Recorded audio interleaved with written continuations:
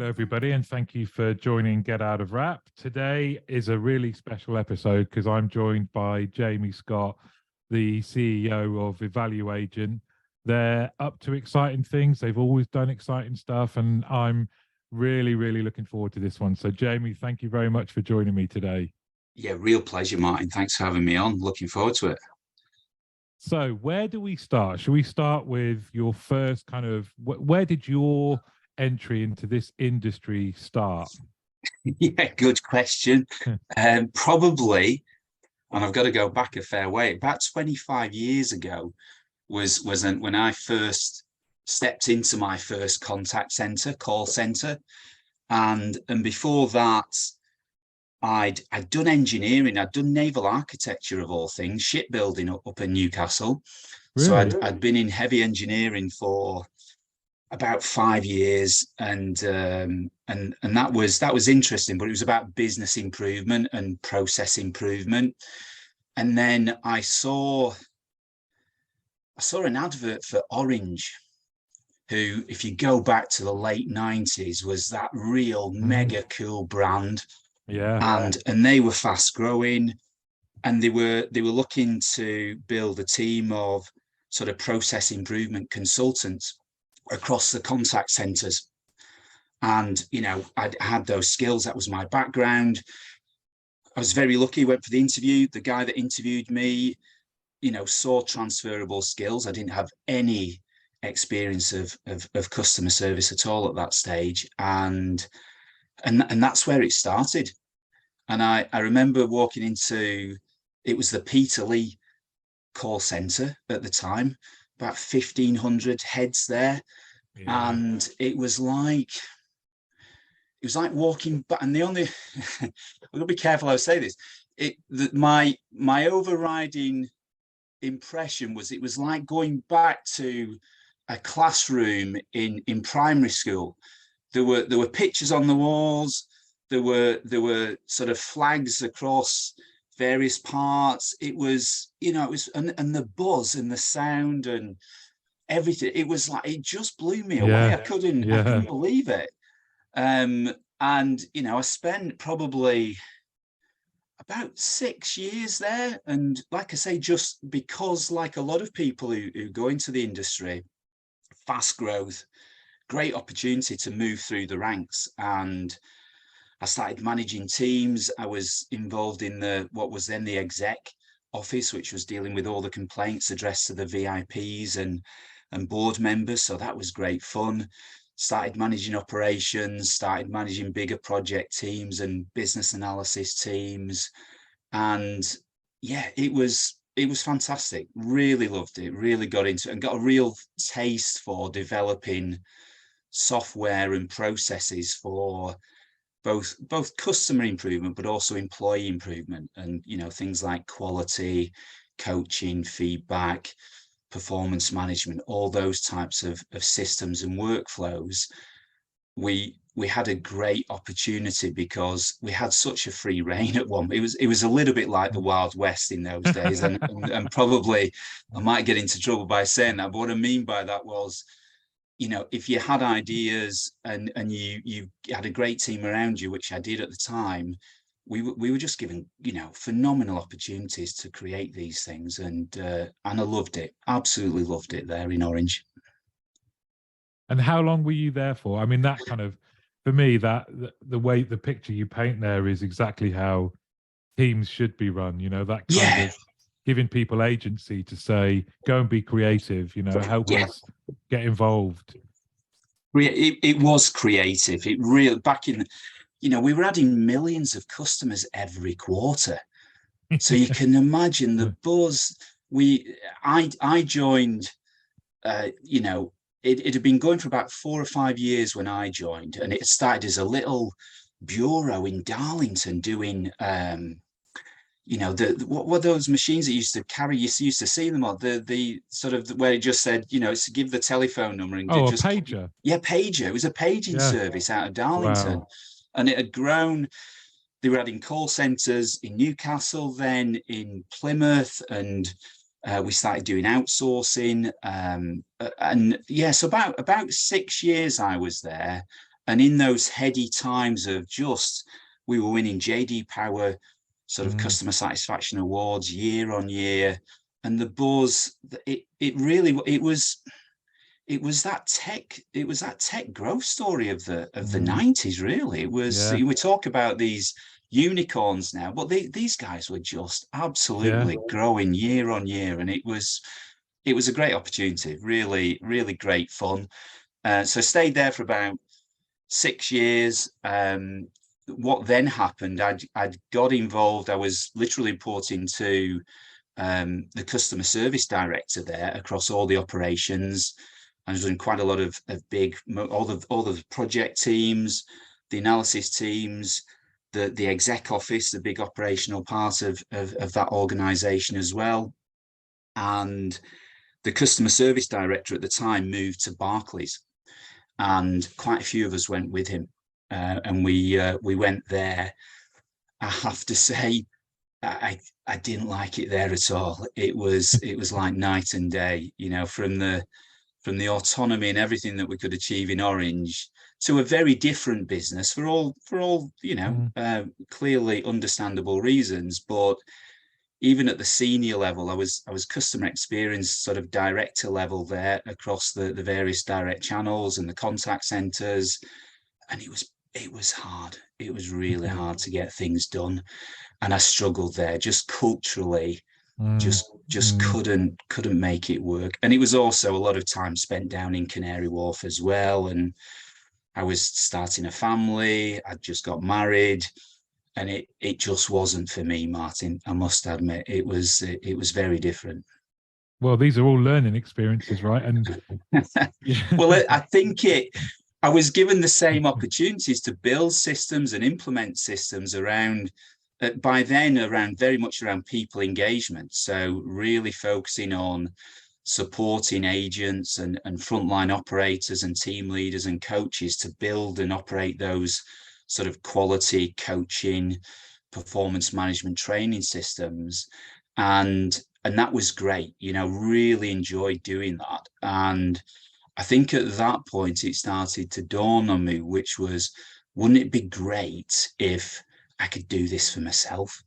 I'd had a fair amount of success implementing these sort of systems, and it's like I think I could have a go at this.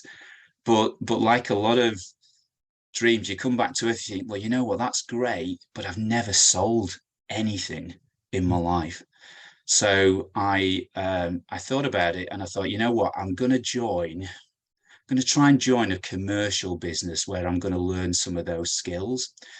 And that's when I joined Vertex, which at the time was a pretty big global outsourcer business. It was private equity backed, and had operations in the UK, had some great clients like Marks and Spencers and National Trust and a lot of the utility businesses. It had American operations, Australian operations, Indian operations. And I was asked and tasked to create Vertex's kind of their people engagement proposition. They wanted to create something that would enable them to differentiate their wider BPO service offering into the market. And I was lucky, one of the guys that was quite a senior business development director there at the time had been the contact that I'd worked with when I was at Orange, and we'd outsourced to Vertex. So I had a great relationship there. He'd seen what I'd done with the teams in Orange, and he said, just come to Vertex. This is what we're looking for. So I went there, and that's where I met Michelle and Alex, the co-founders of evaluagent. And literally the three of us, over about 4 years between, I joined in 2009. So between 2009 and 2012, we worked together to build systems and processes around sort of people improvement. And it was a great success. We managed to get it implemented across about 40 accounts. Wow. And towards the latter part of that period, we were being pulled into these sales meetings and these sales pitches and bids and RFPs, and along with a lot of the other shared service teams. But I was getting into that sort of sales experience and that skill, really enjoyed that. Michelle especially, who does and has done most of our sales to date, Martin, almost single-handedly, really got a taste for it. And so that was a great opportunity. Alex was the techie. He'd been a team leader on one of the accounts and had built a sort of a system for doing quality in his own time at home, completely entrepreneurial in nature. And he'd come in one day and shown it to his help desk manager and said, yeah, well, let's just implement it. And it was there. Nice. Yeah. So when I joined it, we had something to build on. Michelle had been in Vertex for quite a few years and literally knew everybody. We didn't have an office that we could go to. So whenever we went into the business, it had, numbers of call centers all around the country. Michelle would just know people, and she got us into all these accounts and built the network. And we just literally learned everything we needed, I think, in those 3 years at Vertex to go it alone and start the business. And you formed this kind of bond, I guess, as well, just where importantly, you can work together as human beings. But what was when was the moment when the three of you went, come on, let's do it? It's all about timing, isn't it? It's about right time, right place. I think the seed was sown, as I said. It had always been my ambition to do this, and I've been very deliberate in setting the building blocks in place. But like all things, it came to a point. Vertex, as I said, they were private equity owned. And in early 2012, it became apparent that they were going to divest, and they sold bits of Vertex to Capita, bits to Serco. They maintained some of the North American operations. And during that time, obviously, the shared service team that had been across all these accounts was becoming increasingly redundant. So the team was getting smaller and smaller, and various sort of services and capabilities were coming to the central place where Michelle and Alex and I were based. And it was like the timing's getting close. I was very lucky at the time to live next door to one of my first angel investors, Alistair Waite, and he, along with the second investor that came on board at that time, Neil Stevenson, they'd recently sold or exited from their cloud hosting business. So had a fair bit of cash in the pockets. And I sort of tapped Alistair up one day and said, listen, I've got this business idea. It's about building this sort of platform for call centers to manage and improve performance of employees and agents and team leaders. And got my little business case together and my slides, and literally in the pub in the village here where we both lived at the time, over a couple of pints, went through it. He said, yeah, I'll give you some money. I'll convince Neil to give you some money. And that was it. We got the seed investment, and I resigned literally. Well, I actually resigned before we got the money. I took a little bit of a risk because he gave me his word. I thought, you know what? I'm so excited. I want to do it. Yeah. So Alex and I resigned literally the next day. We had to build a platform before we could sell it. So Michelle stayed in Vertex. We kept Michelle in Vertex for a little while, and we literally spent 6 months building this platform, which was the forerunner of where we are today. We call it the legacy evaluagent platform. And like all good salespeople, we started to sell it before it actually existed. Yes, and that's almost another story. But yeah, that's how it starts. It literally is right time, right place, and have a vision and a dream, and just going for it, and one of the best decisions I ever made, certainly career-wise. And just from that kind of point of view, did you notice anything different in how you thought or operated? Yes, I did, but not for 6 years. And that's the interesting story, because having worked in arguably Orange, corporate, very large enterprise business, and although it was very there was a heck of a lot of autonomy, it was still a corporate. So I had that background, and then of course I had Orange and then Vertex.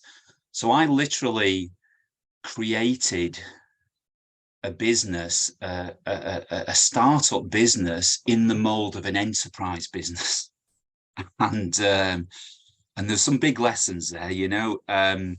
We in the early days recruited people from that corporate world, and 10 years later, Martin, you can much better define what a startup is, the type of entrepreneur or person who wants to work in a startup. But even back then, 10 years ago, it wasn't quite as defined or high profile as an opportunity as it is today. And that was the big mistake I made. For the first 6 years, what we effectively did was we sold the platform to another big global outsourcer, Atos. And Atos at the time were bidding for National Savings and Investment renewal, NS&I contract. They were running that bid. And again, another contact of ours who'd seen what we'd done at Vertex had moved over to Atos and said, well, if you're setting up this business, Jaime, and it's you and Michelle and Alex, just come across here, help me sort of, into the bid, yeah. put this solution, this solution that you've built. And that's what we did. And they of course won that bid very successfully. And before you know it, we had Atos as a client, and we were implementing the evaluagent sort of legacy platform into that business. And what we effectively fell into was we'd moved as a little team in Vertex to a little team in Atos. Yeah. And although we were, within year 2, I think we were pulling some pretty serious money from that client to do what we were doing, it wasn't dramatically different. We'd just become an outsourced department of Atos. Yeah. And like I say, it was fun, but with one very big, large, demanding client. And this isn't anything against Atos; it's just the nature of the beast. With one client with a lot of demands, you end up customizing a solution to that one client. And before we knew it, we'd created a very customized piece of software for that client that we were struggling to sell to other people because it wasn't overly configurable, and we had to spend a lot of time and effort to customize it to other clients. I think the best, I don't know if it's a funny story or not, but I'll tell it. We'd created this QA solution, and at the time, I thought it was a great idea to be, down with the kids and the millennials to instead of talking about passes and fails, we talk about wows at one extreme, which seemed to go down very well. But at the other extreme, I came up with this idea to call them OMGs. And I thought that'd be a great idea. Yeah. But of course, it wasn't a great idea, and it went down like a lead balloon. But we'd hard coded it into the platform, so every time, or you could almost predict it, it became the joke within the business. Who's gonna complain about it today? And we used to think, oh no, we're gonna, and it would have involved not a complete, but a significant rewrite of the software. So we got ourselves into a fair bit of trouble. And that 6 years, it was, I use this phrase quite a bit. It's like a corporate overcoat. that I think a lot of people wear sometimes. And it's very protective, and it helps to get things done sometimes, but it's also very, very constraining, and it can be. And we were wearing that for too long. And after about 6 years, so between 2012 and 2018, we'd started to pick up some other clients. So we were doing okay, but we were still about 80% of our revenue. And this was 7-figure revenue at this stage, was coming from Atos.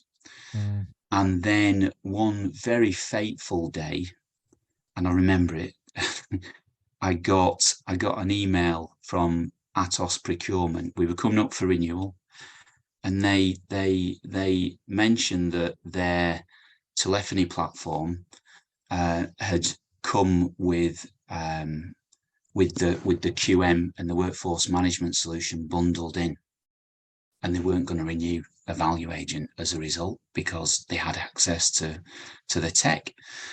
And as a result, we literally lost about 80% of our revenue just overnight like that. And at the time, it was scary. It was the worst thing that could have ever happened. It was OMG. It really was, and a bit more. But it was the best thing that could have happened to us, because Michelle and Alex and I and a few other members of the team who are still in the business, and they'll have their own story that goes with this, but we decided to completely pivot, dump completely the legacy platform, and we spent literally the rest of 2018 rebuilding the platform as it is today, completely configurable, SaaS-based, had all the learnings of now combined decades of experience, and we had this solution, and we put our blood, sweat, and tears into it. It turns out that although Atos had made the decision to stop using us, it took them over 12 months to transition. So whilst we felt we'd lost all that revenue, we didn't lose it for about another 14 months, which was great. We built the platform, and then in 2019, literally when the business as it is today was born, we launched that platform. And we just started to pick up clients who saw the power of the system we were offering at the time, and that was the start of the business. So very long-winded answer to your question, Martin, forgive me, but no, I've loved it. It comes back to that one moment with Atos where it was a dawning realization that we weren't this super fast growth tech startup business. We were a little outsourced department of Atos, but from that very moment of that decision from Atos, that changed everything. And it took 6 years, but we've never looked back, because then we became the business, that really agile, fast growth tech business that we are today still. And we've tried to really embed that culture into everything we do, and that seems to be working. Really proud of that. I'm not surprised. What an impactful story.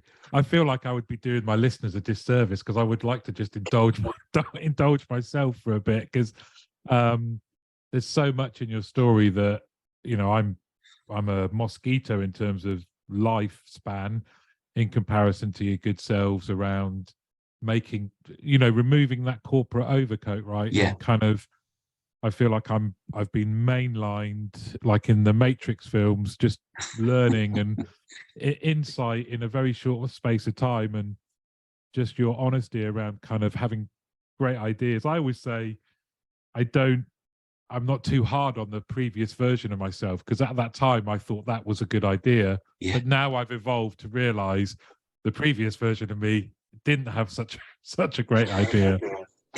But it's part of being an entrepreneur, I think, Martin. And you can be an entrepreneur building your business, or you can be an entrepreneur in a corporate. We've got quite a large number of corporate clients now, and we may never sell to a Barclays, but we've sold to a DHL and a Samsung. And it's not because they're enterprises that we might not sell into them. You need to connect with people who share that cultural outlook of, failing fast, trying different things, enjoying the experience and learning from it. And you can do that, frankly, anywhere. It's easier to do it when it's your vision, your business. But I think you've just got to enjoy what you do, haven't you? And I think the Matrix reference is absolutely perfect, because I don't know if it's a blue pill or the red, I can't, but once you've taken that pill, whatever color it is, there is no going back. There is no going back. And it's not for everybody, but if you want to do that, it's easier than ever before to do it. When we set up the business of Value and we needed these servers, even 3 years before we set up the business, if we'd wanted to do what we were doing, we'd have had to go out and buy mega hardware and all sorts of stuff. We just tapped into Amazon, AWS, and we were spinning up, everything we needed in a matter of hours, a matter of minutes now, believe it or not. We can spin up a new instance, and that just opens up everything. And would you say, from a leadership point of view, the fact that you'd seen this kind of, you'd worked in an environment where you were given agency and you could be creative, and then you'd also experienced a more restrictive kind of, does all that experience come into play in terms of the environment that you want to lead? It's tangible, your pride in your business, but what about the culture that you have? Yeah, I think that's the great thing that you can do when you build a business. You can effectively mold it into the culture that you value. And if I just look back a little bit, in Orange, in the first few years at Orange, very fast growth, people getting promoted very quickly, myself included, but getting to the end of the day thinking, not all the time, but sometimes, yes, I've made another day and I've not been found out. and that you call it imposter syndrome now, don't we? But that's always there. And there can be a lot of that in certain businesses. I've never subscribed to that. And in those early days at Orange, even, I found it really hard because I didn't feel I was connecting with anyone at a level that I wanted to connect. I'm very open, perhaps too open. I think it's a double-edged sword. You have to be a bit careful, but I've pinned my flag to that mast, and openness is the way to go, without upsetting people, but just be really clear about what's important to you and what you want to achieve and how you want to do it, and hopefully bring people on that journey and let people do the same. So that's important. Didn't quite have that in the early days of my career, but then an individual joined Orange. He'd been the CS director at First Direct, and he came into Orange, and this guy was so open and passionate, and I thought, yes, you can get to a certain level by being like this, because I'd started thinking I'm going to have to change if I want to be successful. This guy came in and learned a lot from him, really did, the good and the bad. But then when I started to build my own teams, you can get into trouble, and I did get into all sorts of trouble in the very early days of leadership. And I look back now and I cringe at some of the things and the nonsense I got myself into. But you learn, like you say. And when I set the business up and based on the teams I'd already built over the years, it was super important to really get the right people. And that's very much around that passion that's so important. The generosity of time in terms of helping and going the extra mile for your colleagues, for your clients, for everybody around you. And then the curiosity and really wanting to learn and really, you know, sort of develop yourself and those around you and the business around you and the clients that you're working with. So that became, in the early days, you don't overly think about it. We talked before about, you know yourself as you get older, and as your business gets older, you know your business better. And we've been able to really articulate those sort of values and behaviors quite strongly in the business today. We've always recruited there.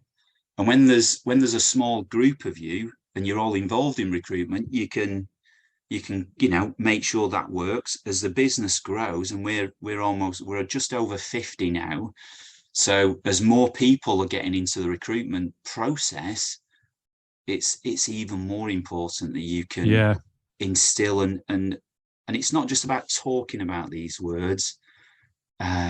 You've kind of got to live it, and that's the hardest thing, because we love talking about these things, and I I really get it wrong sometimes, but it's a desire, it's an ambition to be moving towards that all the time.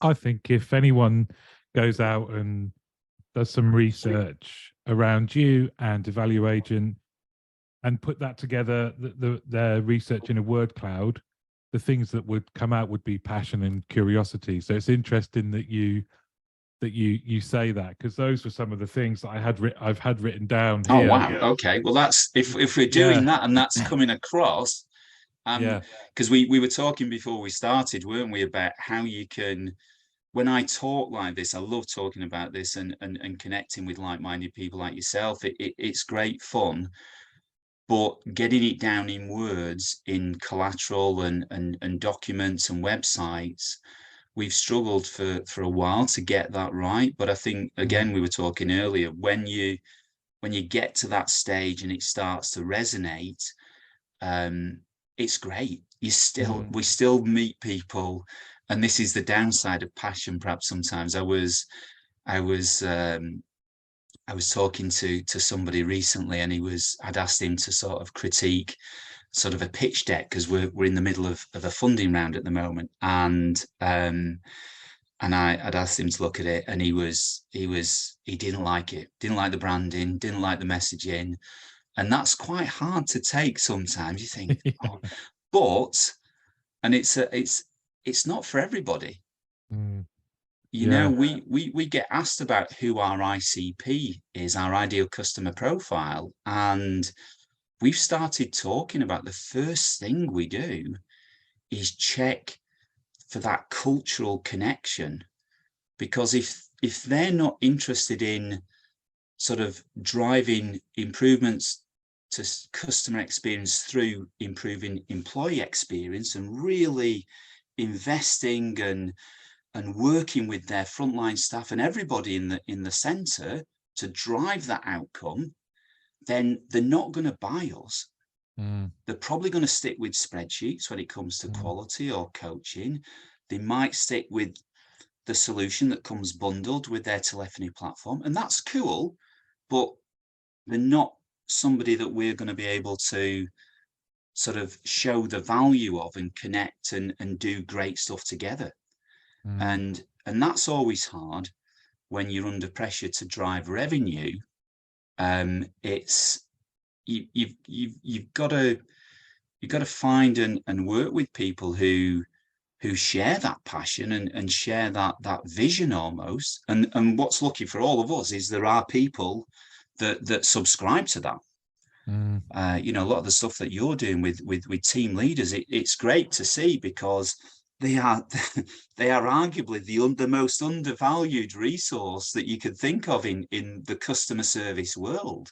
But so much lives and dies there that if you're not supporting that cohort properly, they're not going to be able to do what they need to do with their teams, and they're not going to convince their seniors to invest, and the whole thing falls apart.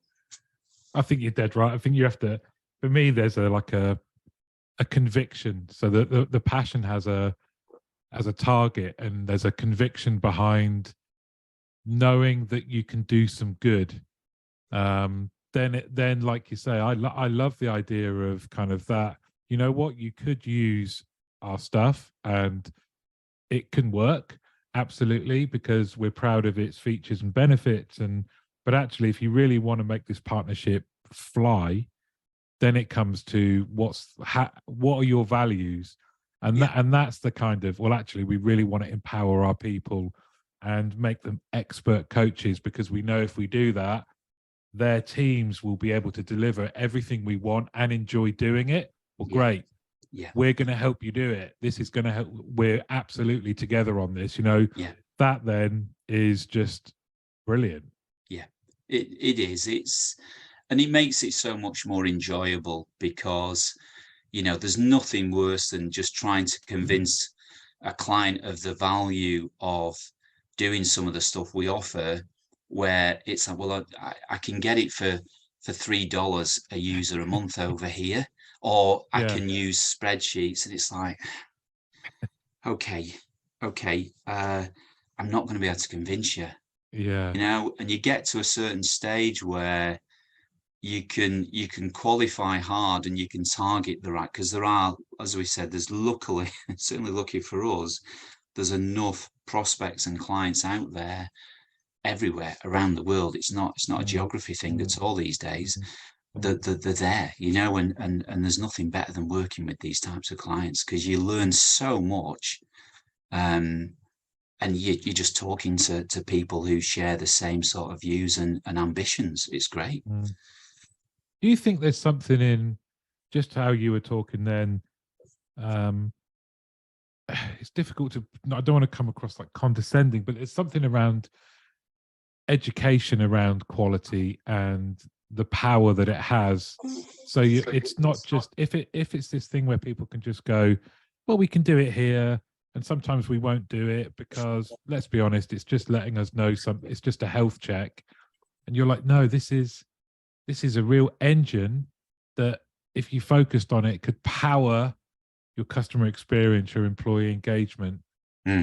How do you broach that kind of knowledge gap? Yeah, it's a good question, because you've got to talk, as always, when you're selling everything, don't you? It's all about benefits, and really trying to understand what's really driving this person, or this prospect or client you're talking to. What is really important to them?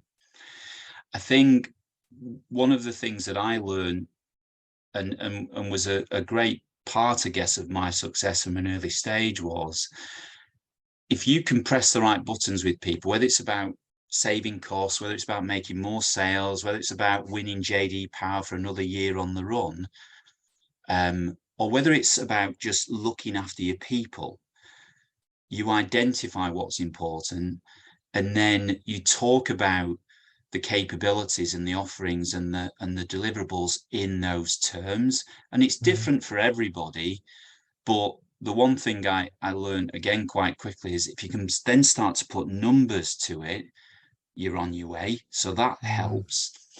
And we've done a lot of work with clients over the years who want to buy our software, but they can't make the business case work. So that becomes quite an important thing, because it's a decision at the end of the day, and it's typically a fact-based decision. So we start there. But then, and I was talking to somebody over the weekend about this, with the introduction of things like AI, and really what you can do with the technology, that also suddenly becomes another button you can press, because we all know a lot of people get excited about so let's start with the technology, and let's get you excited. And we're just in the early stages of launching a ChatGPT powered, we're going to call it, and we are calling it, smart quality. And it's about introducing that technology to be able to very relatively easily write prompts and queries in your scorecard that you can automate. And we've been testing this for quite a while, Martin, as you'd imagine. But power of the technology now, whereby we've tested it against conversations, transcribed calls, tickets, emails, chats. And this technology not only scores, but it gives you the rationale for the score. It gives you coaching hints and tips. And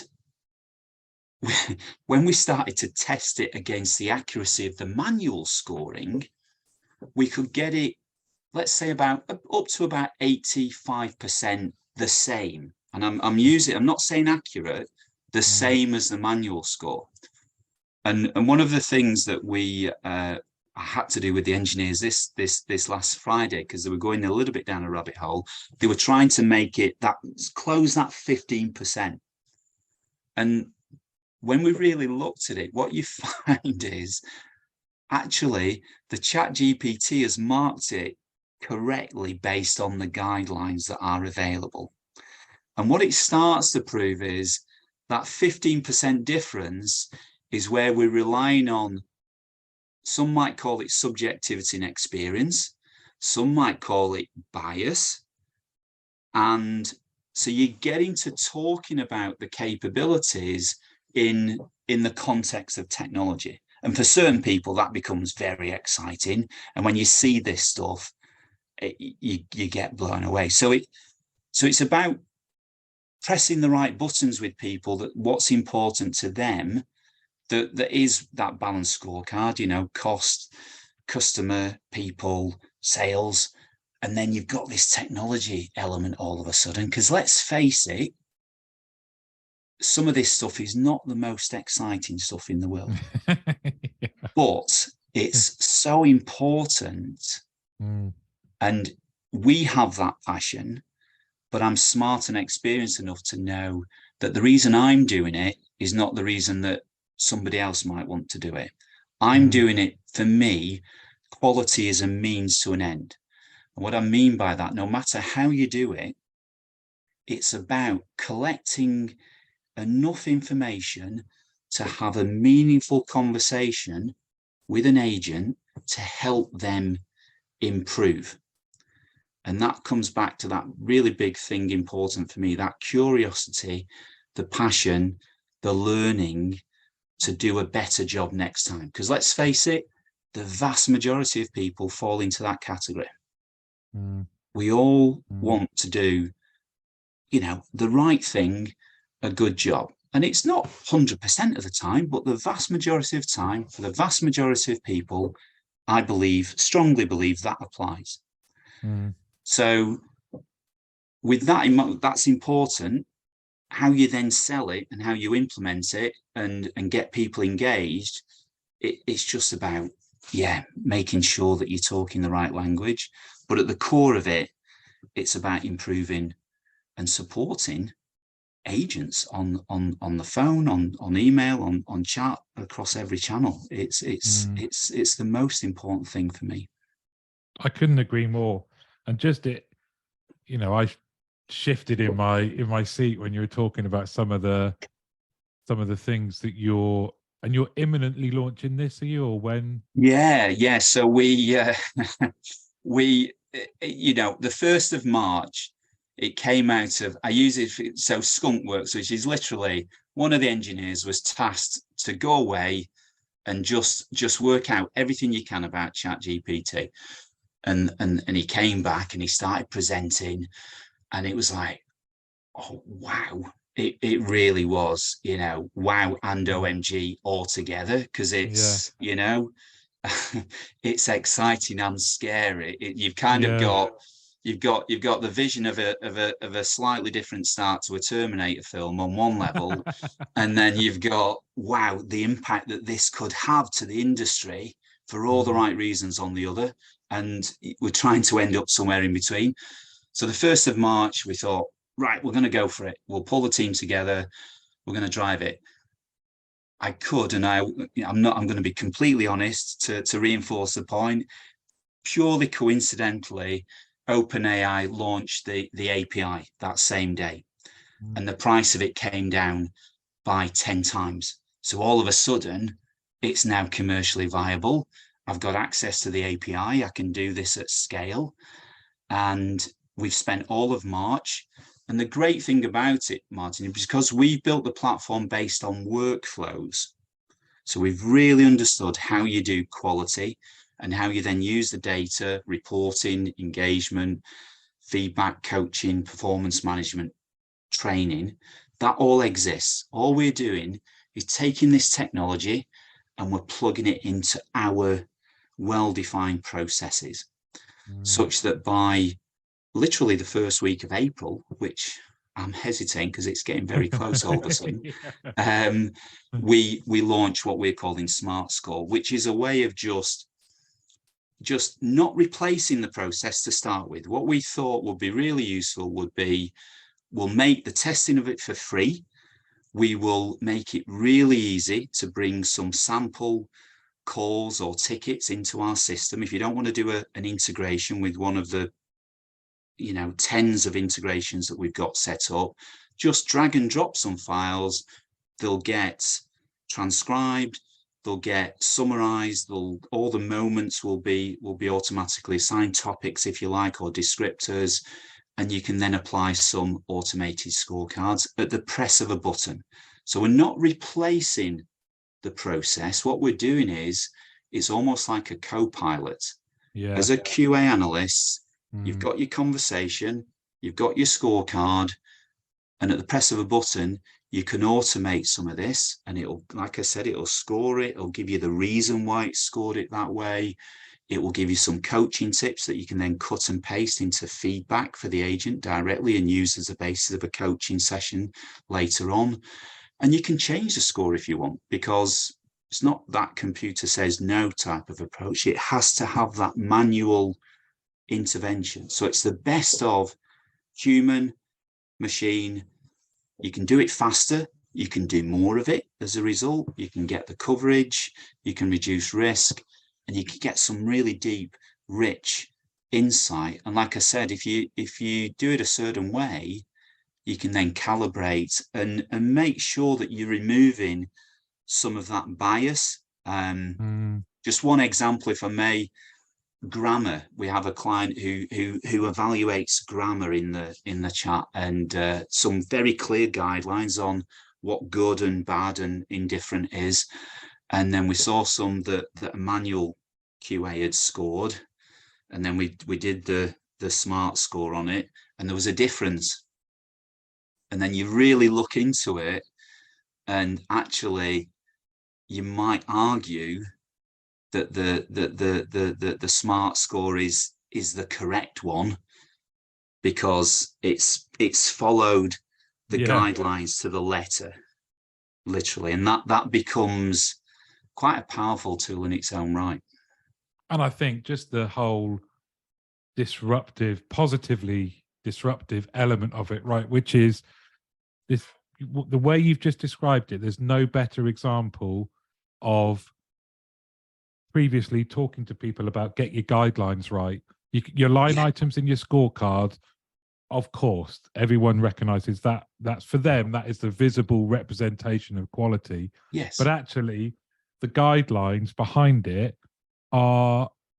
may be more important than the actual line items. Yeah. And this is what a great demonstration. I think that whole democratization, letting people have a go, letting people see what's possible, getting excited about having, because I always think, quality has been maybe a step behind in looking at what are we actually asking quality teams to do. Now, could they become, and to love a sporting analogy, but could they become like the performance drivers of a team by really getting into some, do you know what, if here was a speed output in the final third of the game, that kind of stuff, rather than 6 out of 10 performance, everything was normal. And if you think, okay, the technology, your ChatGPT and the OpenAI can say, here's some stuff that will pick up a big chunk of your work, and it will do it in a way that, and I always used to think, what, if the handoff to the team leader you know, and giving them the tools and the clarity around, here's what we found, go and coach this. If it can do that, and it's giving coaching tips, and then it is maybe freeing up time for the quality team to do some really cool stuff. Some really cool stuff, you know. I think it's making it really interesting and exciting for the quality team, especially because it's augmenting and enhancing a process and removing some of the more you know, monotonous activities. Because let's face it, sort of evaluating a chart or a ticket for grammar, if you can get a machine to do that, you can then focus more on the softer skills side of things, which are going to be a much more meaningful conversation in due course, and that becomes really important. And then, of course, you've got the added option and the opportunities for really starting to identify those moments. And then all of a sudden, we've got a few clients that are using this type of technology, and everybody in the business is going to them now. They've got marketing on them, they've got products, they've got logistics, they've got the board. I bet they didn't know where they were at first. They're sitting on an absolute gold mine. Yeah. So from a quality team now, that gets raised. Their opportunities are sort of significantly better than ever before. But it almost, and I dare to say this, Martin, but quality then becomes business and mission critical. As business and mission critical as your CRM or your contact or your call management systems, because the business looks at that and says, you know what, we could just learn so much from understanding what's not only to improve agent performance, but what are customers really saying? Not just on that wafer thin 2% of conversations that are being evaluated now, but 10, 15, 20, and potentially up to 100% in due course. But let's build it out and get it really, you know, as powerful as possible.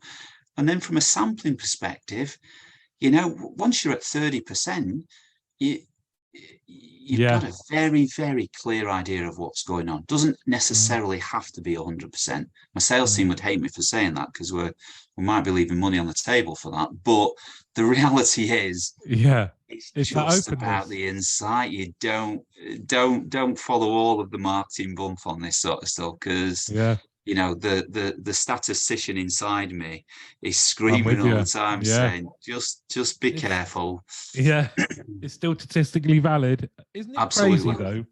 Isn't it crazy that it is considered a bold statement that quality could become mission critical to customer experience? Because if we are serious as an industry about delivering a great customer experience and employee experience, quality has to be critical. Because, you know, if you go right back to your the start of your career, if as a naval, you know, a naval architect, and I know I'm oversimplifying here, but they said, has the design of this boat, have you quality checked it? No, not really.